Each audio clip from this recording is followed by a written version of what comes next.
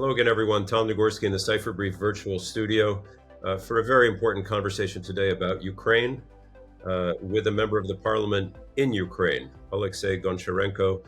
It's great to have you with us from Kyiv.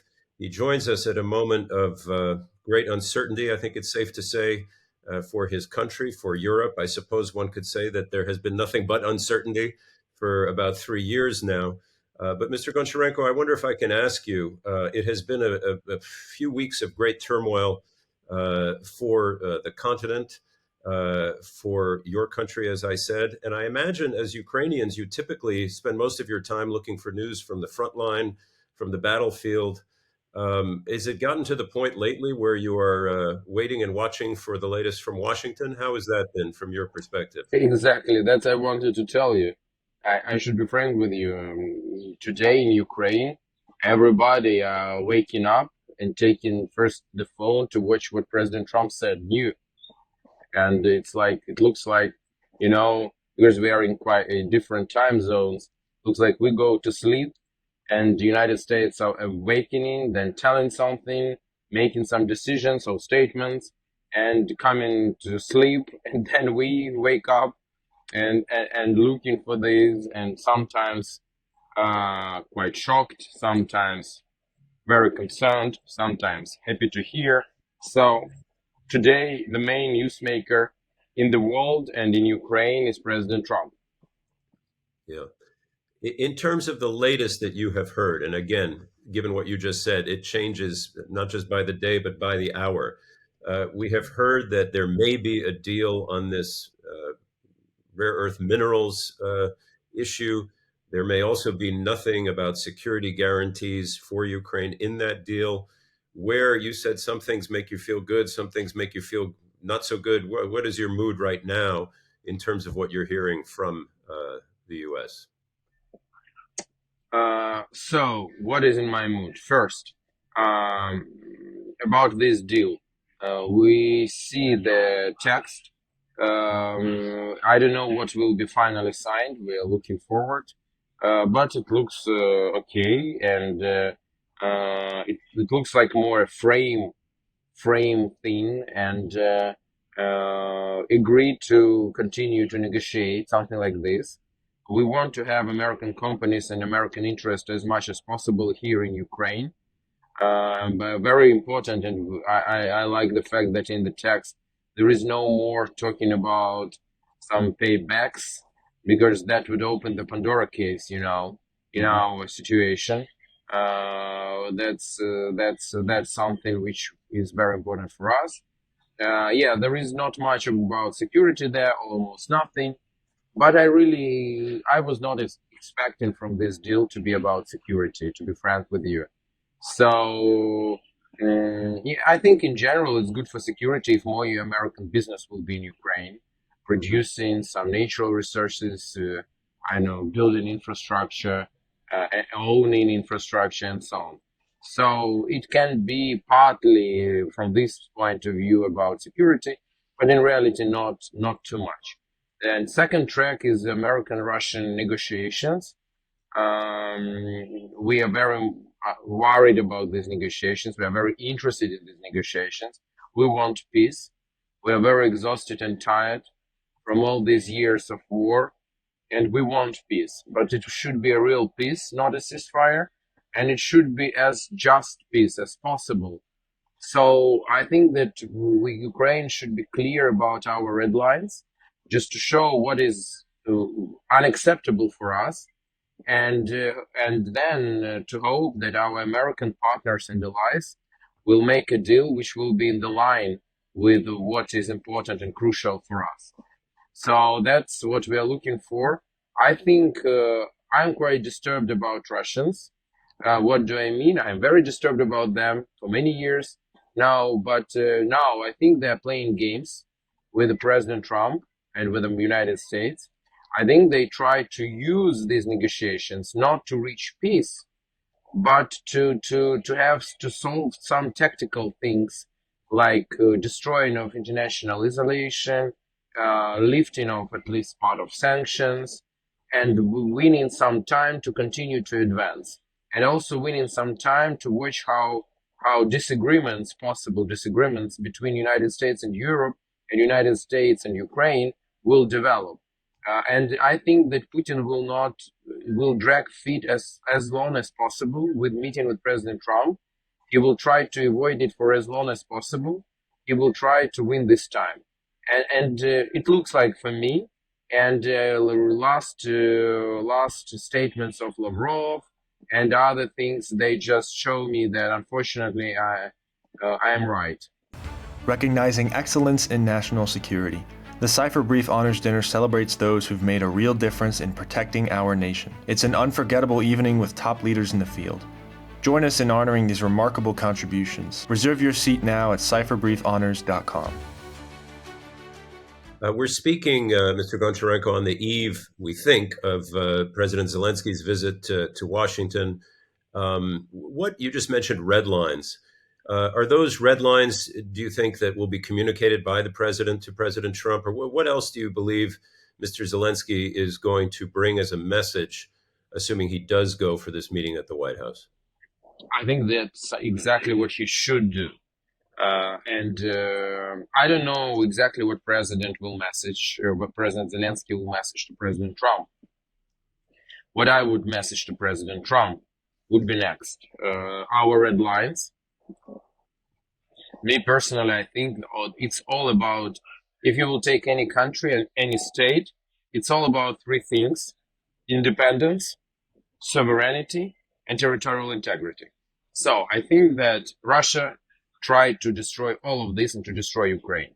But even Russia, I think, realizes that they failed, and Ukraine is independent and will be independent. So we protected our independence, and we are an independent state. And even Russia, I think, acknowledges it now. Territorial integrity, much more complicated thing.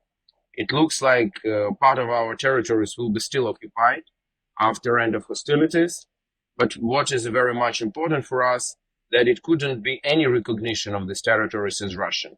So these territories are, so the first red line, occupied territories are illegally occupied territories. That is important for us to keep, because the day will come, not today, not tomorrow, but I'm sure the day will come. Russian Empire will fall apart, like it happened 100 years ago with Russian Empire, 30 years ago with Soviet Union. This is the last colonial empire in Europe, and one day it fall apart. And at this moment, we will regain our control over our territories and restore our territorial integrity. So that's the red line number one. Red line number two, sovereignty.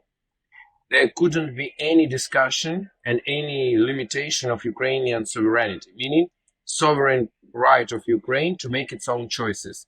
What army to have, what military production to have, what alliances to join, and so on. Yeah, I understand that President Trump does not see us today in NATO, but it should be our right to knock at the doors. Will we be taken or not? That's up to NATO, but maybe other alliances we can join and so on. But we would definitely want to join European Union and so on. So we should remain a sovereign nation. This is very important. So this is the second red line. And third red line is security guarantees. So we need to get out of it with at least some kind of security guarantees. Yes, the best security guarantee, I think, is membership in NATO. Probably it's not on the table. Another possibility is some treaty with the United States, kind of South Korea and Japan has. If not, there can be some complex thing, including boots on the ground, looking like European boots on the ground, listening to President Trump. But it should be something, because in other case, Russia will just use this time just to refresh, replenish, and attack again. We know this for sure. Maybe they will not do this during the Trump's presidency, but 4 years, even less already. It's not so long time. So that is three red lines which I would message, if I would be Zelensky, which I would message to Trump. And second thing which I would message to President Trump would be that please don't underestimate Ukraine. Yes, today we are importer of security, and we ask your support. But after end of hostilities, we will become exporter of security. We have the strongest infantry in the world, battle-hardened infantry of the 21st century. No other country in the world except Russia has it. Nobody knows what will be next. Will it be big war with China, Iran? I don't know. What will happen in the Middle East? I don't know. Or anywhere in the world. But I'm sure the United States and free world will need our army. This is a huge asset. So look at us not just as a burden, but look at us as an asset. And not speaking about not rare earths, because the rarest thing in the earth is not minerals. The rarest thing in the earth is human courage, and Ukraine has plenty of. Yeah, that's very well said, Mr. Goncharенko. Thank you. Let me ask you back to those red lines. If a deal is put forward that violates those red lines, or for whatever reason is not acceptable to Ukraine, I assume then the country continues to fight without at least the same level of support from Washington. How concerned are you, or how confident are you in the ability of your country and the armed forces to continue the fight?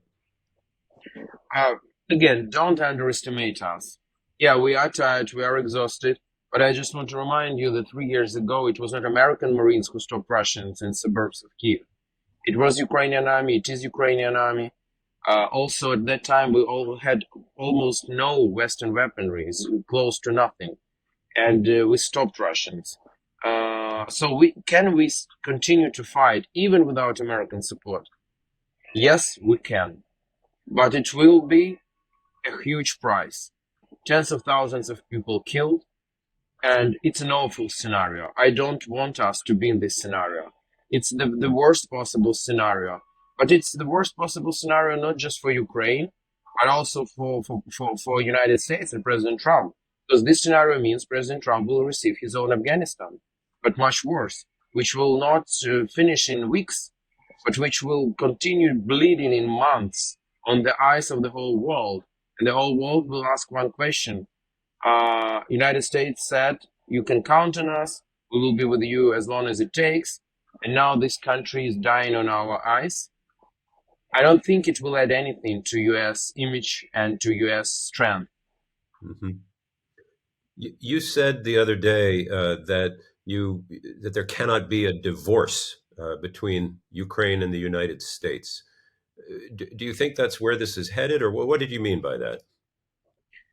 Yeah, and more and wider, there shouldn't be divorce between the United States and Europe. That's what I said, and I said it in Munich during Munich Security Conference that I don't think the best way to make America great again is to make America single again. So this marriage with Europe is super important, both for Europe, but also for the United States. And Ukraine, I would look at Ukraine as an important part of Europe now. So, yeah, I mean, this will be decision. If the United States will say goodbye, we are leaving you, we don't care anymore about what will happen with you, it means divorce. And it means it's bad. It's bad for both sides, once again. So I think to make America great again is also to make America having great allies. Allies are part of strength of the United States, not part of weakness. Mm-hmm. Speaking of allies, last question for you, sir.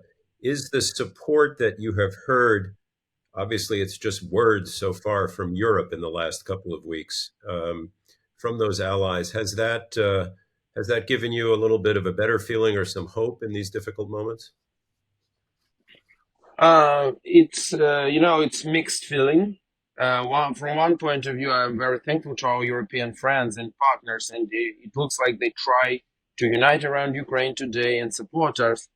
But at the same time, I think Europe could react stronger and more united. And I think that is the moment for Europe in this geopolitical chess, whom to be, the player or the board? That's the question. And for the moment, I don't have an answer.